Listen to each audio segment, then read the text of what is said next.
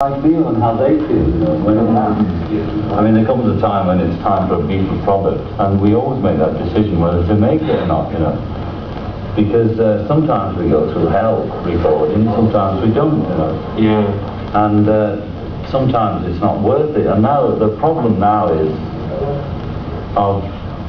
in the old days, when we needed an album, Paul and I got together and produced an album, or produced enough songs for it. Nowadays, there's 4 of us, 3 of us writing prolifically and trying to fit it on one album. And it's not like we're wrestling in the studio trying to get a song on. We all do it the same way, you know. We take it in turns to record a track, you know.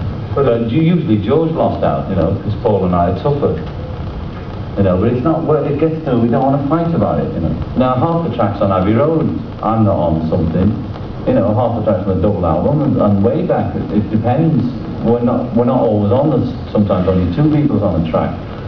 But it got to the situation, if we have the name Beatle on it, it sells, you know. And when we begin to think like that, then there's something wrong, you know. Then you begin to get... Well, then you begin to think, what are we selling, you know? 3485. Toronto. He was originally from New York, and then he was in London.